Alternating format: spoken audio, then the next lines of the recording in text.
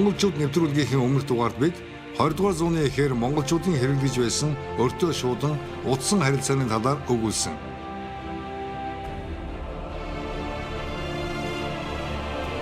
Тэгвэл бид өнөөдрийнхөө дугаард 19 дугаар зууны сүүл 20 дугаар зууны эхлэн үеийн монголчууд ямар сүсэг бишрэл зан үйлтэй байсан талаар өгүүлэхин зэрэгцээ. Мөн тэр үеийн Монголд ямар шашин шүтэг зэрэгцэн оршиж байсан тухай хүргэхээр бэлдлээ.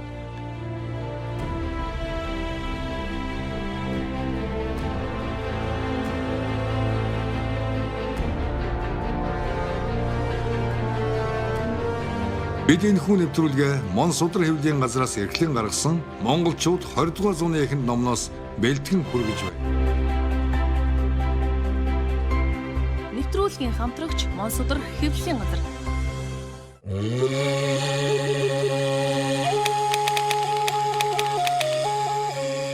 Монголчуудын шашин шүтлэг.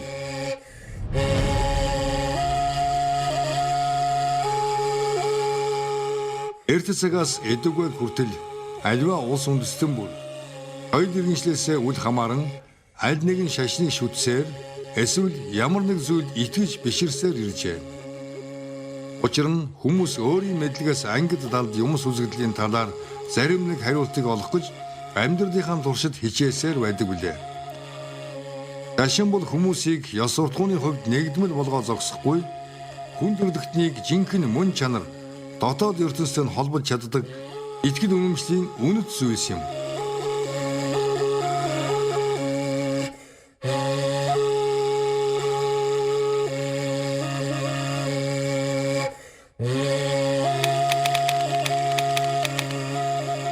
Бөөгийн шүтлэгийн түүхэн уламжлал.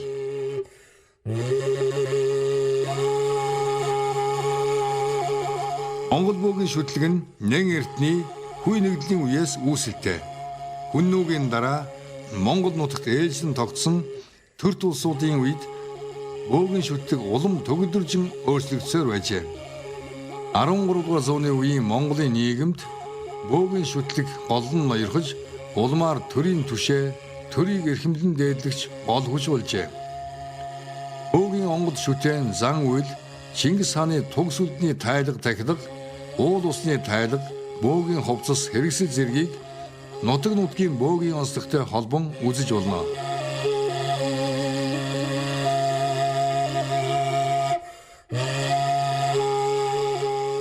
Чингис хааны хар цагаан сүлд.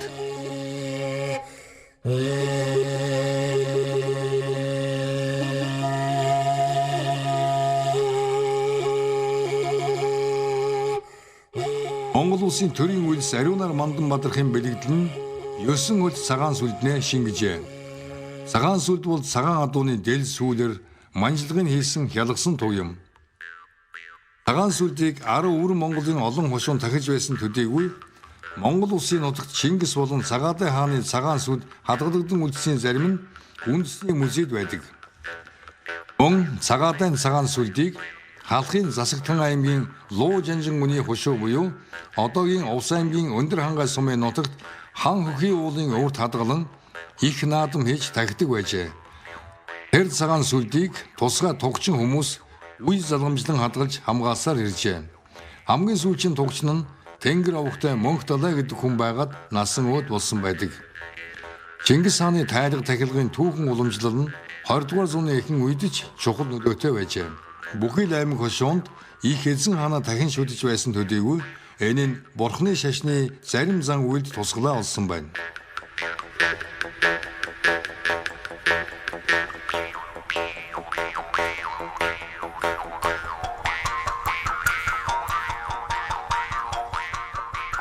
Анх дугаар богд өндөр гэгэн зан улсрын өөрийн хөрөг.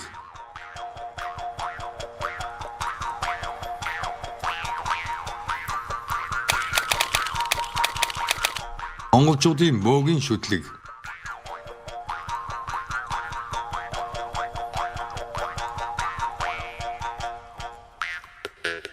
Ордугаар зууны ихэнх үе болоход монголчуудын уламжлалт бөө мөрөгдийн шүтлэг зарим нутагт эрт үеийн язгуур онцлог шинжээ хадгалсаар байсан ч Монгол орны ихэнх нутагт бурхны шашны нөлөөг тусган өөрчлөгдсөн байлаа. Ийхүү Монголд Бурхны шашин дэлгэрснээр бөөгийн шүтлгийн зан үйл агуулга зарим талаар хувирсан байна. Үүнээс үүдээд нэгэн үе бөөгийн шүтлэгтэн болоод Бурхны шашинтнууд хоорондоо тэмцэлдэн олон бөөг хөнөөсөн тухайч мэдээ үлдсэн байдаг.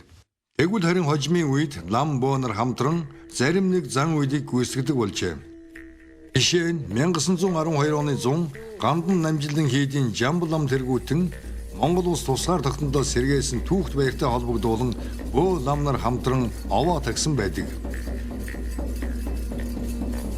Монголын нийт бөө нар дотроо хар цагаан зүгийн гэж хуваагдахаас гадна шарын, харын хэмээх хоёр төрөд хуваагдж байжээ. Үүнд Бурхны шашны догшин олон сахиусны өмнөөс буудаг бөө нарыг шарын, харин язгуурын агуулга хэлбэрээ өөрчлөлтгүй хадгалж ирсэн бөө нарыг харын гэнэ. Бөөгийн шүтлэгт тэнгэр, нар, сар, од, уул ус, овоо, мод, гал гэх мэт байгалыг сүлд шүтэнэ хэмээн үзэж тахихаас гадна өвгөд эцсийнхэн онгод туг сүлдийг ч мөн тахдаг заншилтай. Бөөнөр тусгай өмсгөл хэрэглэлтэд төдийгүй бөө болох ёс, бөөд хэлбэр дэг жаяг, бөөгийн сүнсийг дэгдэж онгойлгох зэрэг нарийн ёс журамтай байдаг. Бөөгийн дуудлага нь тэдний шүтлэгийн үзэл ойлголтыг шингээсэн байдгаараа онцлогтой.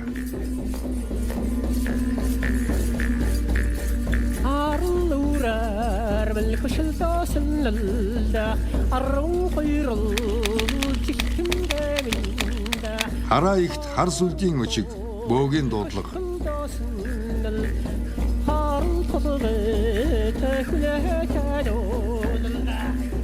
Эрен нисэн тэнгэр дээш ширтэх үед Есүгэ Баатараас идүүх үед их суу зал язгуурт ертөнцийн их эзэн болгосон эмүүжин сууд богд эгүүдэгсэн дээр туулын гурван улхууныг ардмай бүгдийн урья болгосон ашхраа ихт хаан бүрээ артан дайсныг халирдаггүй дарагч хатад төвгүүдийн олж болгоч хамаг улстан гавья болгоч гавья ихт хар сүлдийн зориг мэдтгвэ.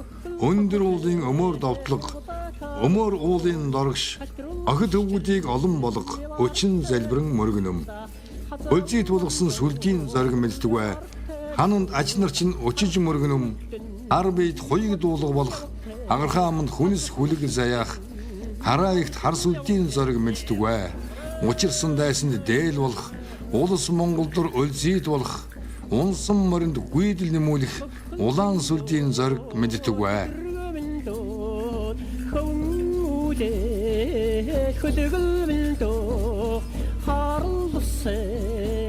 Адхын их зарин очир 1911 он.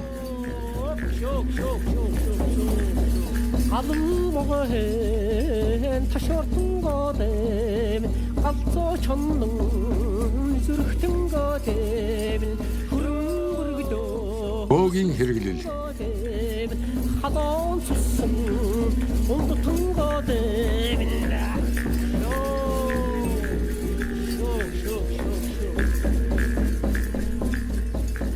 Архад зураач сүнжгийн шарав, шишгэд нутгийн лусын хаад 19-р зуун.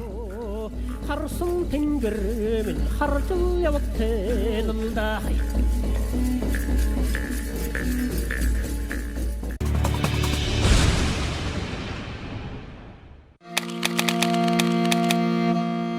Овоо тахих.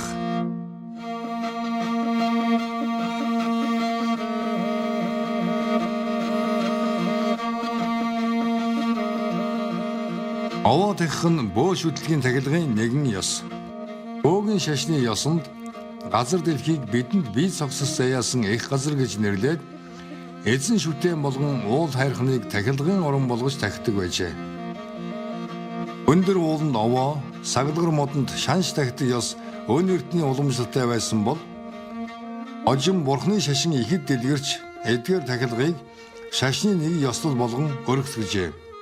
Овоо тахилга нь нийтлэг шинжтэй, үүнд жил бүр тогтсон цагт идэ ундаа шүүс цагаагаар тахих учиртай байдаг. Овоо тахилгын гол агуулга нь уулын эзэн лус хан тэнгэрт өргөл даатгал хийж тэр жилийн буян заяагаа даатгадагт оршино.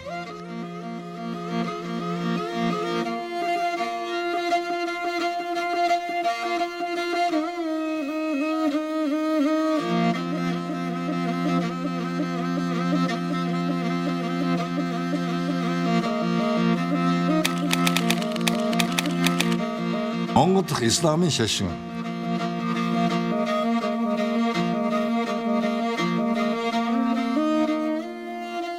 Манжчин улсын үед буюу 17 дугаар зууны сүүл 18 дугаар зууны ихэнх үед өвөр Монголын хөх хотод ислам шашны сүм байгуулагдж байсан бол 1755 онд уг сүмийг дахин өргөтгөн байгуулжээ. Сүмийн барилга нь баруун тийш хандсан их харш, ном хадгалах тэнхэм, угаалгын өргөө, сарыг ширтэх асар зэргээс бүрдэж байсан гэдэг. 19 дугаар зууны сүүлчээс Кэрэ аймгийн нүүдэлчин казакууд Шинжаанаас ховдын хязгаар буюу одоогийн Монгол улсын Баян-Өлгийн аймгийн нутагт нүүдлэн ирс суурьсан төвхтэй. Тэгвэл 19 дугаар зууны сүүлч үеэс эхлэн тэдгээр Монгол дахь казакуудын оюун санааны амьдралд исламын шашин идэвхтэй нэвтэрч түгэн дэлгэрэх болжээ. Ингээд тэдгээр казакууд 20 дугаар зууны эхээр Богдааны зардгаар Монгол улсын харьяат иргэд болсон байдгийн. Харин тэд ислам шашнаа шүтгэхийн зэрэгцээ бөөгөн шүтлэг, өвөг дээдсийнхээ сүнс сүлдэн залбирах, ан амтэн, гал уул, уус мод, гариг эргэсийг шүтэх уугуул шүтлгийнхээ уул мөрийг ч мөн хадгалсаар байсан байна. Мөн тэр үед Монгол казакууд Казань, Петербургт хэвлэгдсэн ислам шашны ном судрыг худалдаачдаас дамжуулан авч уншдаг байжээ.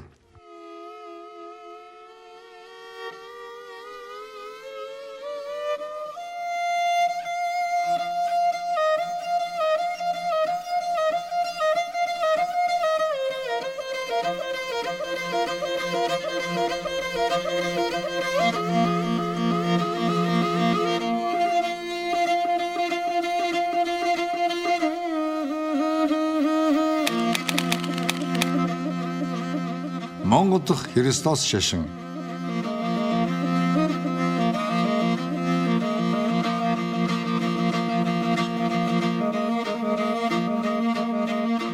Христосын шашин нь үнэн алдартай католик, протестант гэсэн гурван томоохон урсгал чиглэлээр хөгжсөөр иржээ. 16 дугаар зууны сүүлч үеэс хойш католик шашны хар лам нар монголчуудын дунд шашнаа дэлгэрүүлж эхэлсэн хэдий ч шарын шашнаа орхиод түүний шүтсэн монголчууд тун цөөхөн байжээ.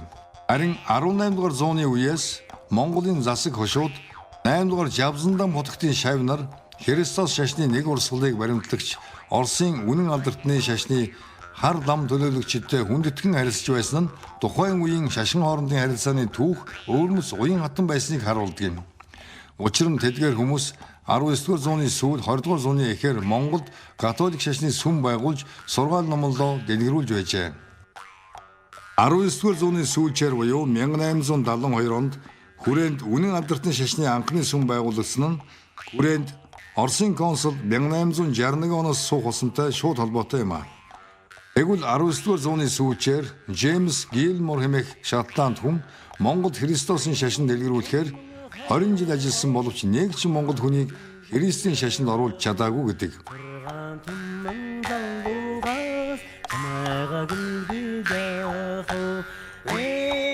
Хүрээнд дэх Оросын консулын үнэн алдартны шашны сүм 20 дугаар зууны эх.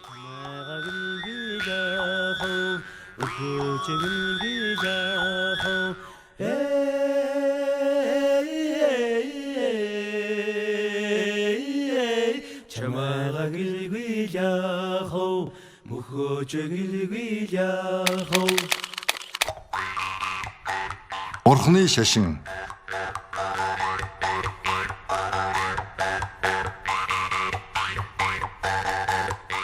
Монгол оронд Бурхны шашин дэлгэрсэн нь монголчуудын амьдралын хэв маягийг өөрчилж дорн дахны урлаг соёл хөгжих суурийг тавьжээ. Харин 1924 онд монголчуудын Бурхны шашны тэргүүн Богд Жавзандан будагт таалдагснаас хойш шашингүй үзэл дэлгэрч Бурхны шашинд олон шавь лам нар улс төрийн хэлмэгдэлд өртөж улмаар 20,000 орчим лам хувраг амнасаа алдаж Бурхны шашинд олон хүн хохирсон байдаг. Ингээд Бурхны шашин үндсэндээ хаалттай болж 70 жилийг үдсэний эцэст 1990 оны цагаан морин жил гарснаас хойш ард олны үндэсний өв соёл уламжлалт шашин шүтлгээ шүтэх эрх чөлөө нээлттэй болсноор монголчууд язгуур угсаа үндсэн соёлоо эргэн харах боломжтой болсон билээ.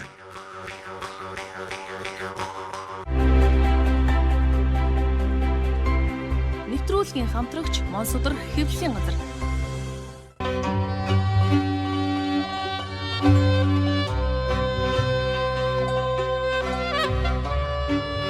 19-р зууны сүүлд 20-р зууны эхэнд манжийн дараалаас гарсан монголчууд нэгэн зууны өмнө юу идэж хэрэглэж, ямар гэрт амьдарч, нүүдэлчин уламжлаа хэрхэн хадгалан авч үлдэн 200 гаруй жилийн манжийн иргэшээс салж 20-р зууны эхээр туурал тусгаар улас болж өрх гэрээ төхнүүлсэн тухай бодит түүхийг цовдлаар өгүүлсэн монголчууд нэвтрүүлэг маань ийхүү өндөрлөж байна.